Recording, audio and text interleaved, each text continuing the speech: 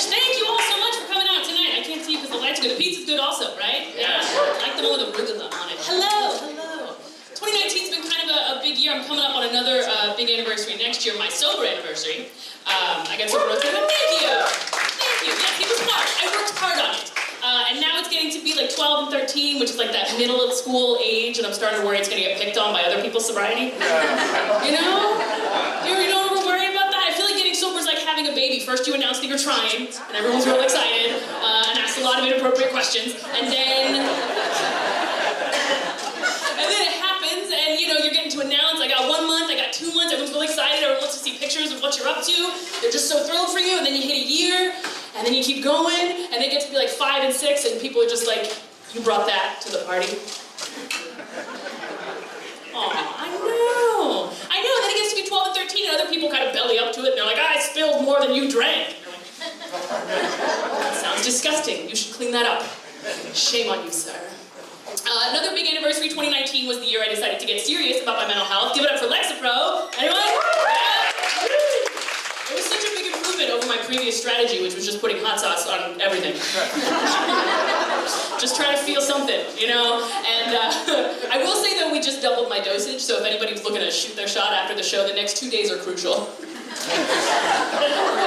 Some of the other side effects kick in. Anyway, all right, off topic.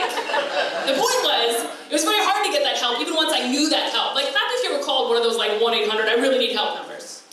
Great. Clap if you should have called one of those numbers and didn't. There we go. I like to know where my people are. Yeah, I called one of them when I was having a real bad day, and the national number was really helpful, call me right now, and then referred me to a local number, which put me on hold. And so as I'm having a meltdown on my living room floor to the distress of my dog, listening to the crashing silence on the hold, I started thinking, what would have been worse than this crashing silence? Do you want to know what I came up with? Yeah. I will remember you. Right? That would have been so much worse. Come on. It happened to me. I laughed so hard when I thought of it that I hung up the phone and I was okay until I got in the doctor's office. And so the first doctor I saw asked really interesting questions. She asked, how often do you feel bad about yourself? Some days, most days, or pretty much every day? And I was like, come on, doesn't everybody say pretty much every day?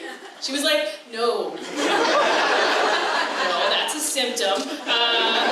Do you ever hear things other people don't hear or see things other people don't hear? And I was like, that's so thoughtful. I mean, as a writer, I like to think I'm always seeing things and hearing things. She was like, no, don't take it there. And later a friend told me she wants to know, are the demons giving you orders? Orders? I like to think I manage up about half the time. I like to think that demon has to see a counselor about me. You know, there's like a little demon therapist, like, you won't believe it. They watched 8 hours of House Empty yesterday, and the therapist's like, that sounds so frustrating for you. So she referred me to another doctor, and that doctor said, we are pretty sure you have major depressive disorder, which I was actually kind of psyched about because my brother just has chronic depression, and like, that sounds way worse, right? Like, I'm winning in terms of the bad hierarchy. So we definitely think you have major depressive disorder. We think you might have a generalized anxiety disorder, or that's just your personality. Which I thought was rude. But the medication is helping, so who knows? And then they told me that we also think you have PTSD, which was not ha-ha funny, like the other things, but was a little, I mean, I was sexually assaulted when I was 21, also not funny, but I did definitely give the guy mono, which is like a little funny. Because it's so, yeah, people feel bad for that guy, but come on, do you know how easy it is not to get mono for the person you're sexually assaulted? Like, come on. Don't try to kiss anybody too drunk to tell you if they have mono. Like, there you go, voila, problem solved.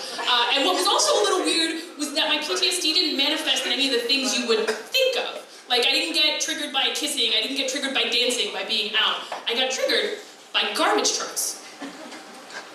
Any kind of loud, idling engine noise, I was filled with this, like, untenable rage. And I live out in an apartment with an alley behind it, so there's always kids back there playing, and they have various things that go through and make noises, and I would just be like seething in my apartment. And my therapist would calmly point out that that was probably also a symptom, and I'd be like, no, the kids are wrong, and I'm gonna tell them that they're wrong. It's not the kids. It was me. And once I realized that that was happening, I did some research. Do you guys ever go down those YouTube rabbit holes? Where you watch, like a video of someone with way worse mental illness than you, so you can watch that and be like, oh, at least that's not me. Or is it? Right, in the middle of the night, you're like, unless, what if that's my symptom too? And so I found one that explained how PTSD works to me, and basically it's like a box of spiders. I will explain. So, you know how, normally when things happen, you go on a date, you have a memory of that, and your brain stores that memory somewhere, right? It's like if you're unpacking boxes of cereal from the grocery store. Oh, this is a very nice box. This box smells great. I'm gonna put it here on this shelf, and then I know where it is. This box is terrible, terrible mouthfeel. I'm gonna throw it in the garbage. You know, serial dating thoughts. So imagine if you pulled out one of those boxes and it was full of spiders, right? Your reaction is probably to like yell, throw it on the floor, kick it under the stove, try never to think about it again. I'm not gonna process that box of spiders. No one should have to process a box of spiders. It's under the stove. My problems are over until the garbage truck comes by, and I'm so angry. And so I realized that when you treat something that happens as a box of spiders and kick it under the stove, your brain sees a box of cereal and thinks, oh God, what if there's spiders in that box? I'm not gonna open it, what if there's spiders in that box? Right? Which is not a productive way to like eat cereal or have a love life. Like it's just a bad strategy to be worrying about spiders in your box of cereal.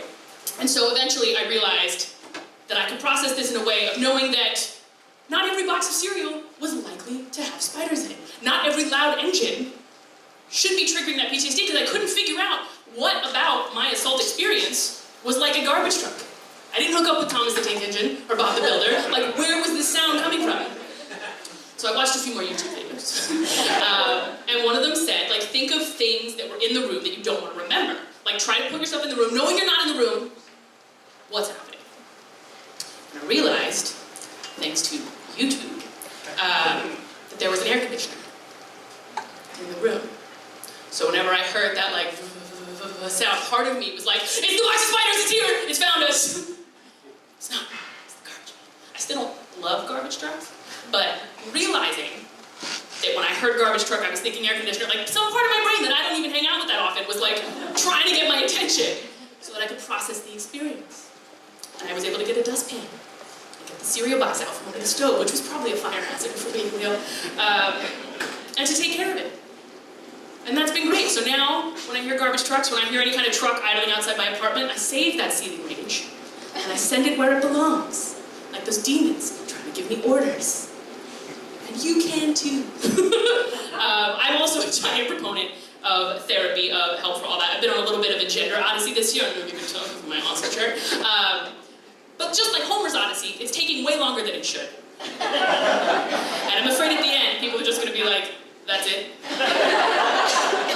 You wound up where you should have been this whole time. That's what this whole journey was about. And I realize it's hard. Like, you all basically have an understanding of what a square is. Yes? 4 sides, 4 right angles, basically a square. Yes? So what I'm doing is throwing a Rubik's Cube at you and asking you to understand that not only does it have 4 sides, but also it's 3-dimensional, and also every part of it moves, and that's what gender is. Okay, bye. Right? So I get that that's difficult. And I probably don't make it easy by coming out to people the way that I came out to my parents. But I do think it's the way a lot of people in the non-binary community do it. I wrote a sitcom pilot in which a character with my name came out to their parents. And then I emailed it to them, and then I left the state for 2 months. Any follow-up questions? No, bye! So that's how that's been going. My brother has been helpful, but helpful to the point of annoying a little bit. He loves to sit me down and go, Maddox, how are you doing with your pronouns? Like, I don't know how to tell him. Like, dude, it's not the pronouns that are the problem, it's the other people. It's not they, them, it's them, who are like really tripping me up right here, right now. I will say I'm here for the pants. Do you think these pants came from the men's department or the women's department? I'll give you a clue. Are you ready? No. Look at my whole forearm can go in here. I can put my whole phone in there and completely forget about it. Unbelievable. Check your pocket privilege, fellas. Ladies, where do your pockets stop? How do we have? Do you have like an inch? Finger? What do you have? Who doesn't have pockets? Look at that. Disgraceful. No wonder female sexuality is not well understood. This is what you think. Okay, never mind. Never mind.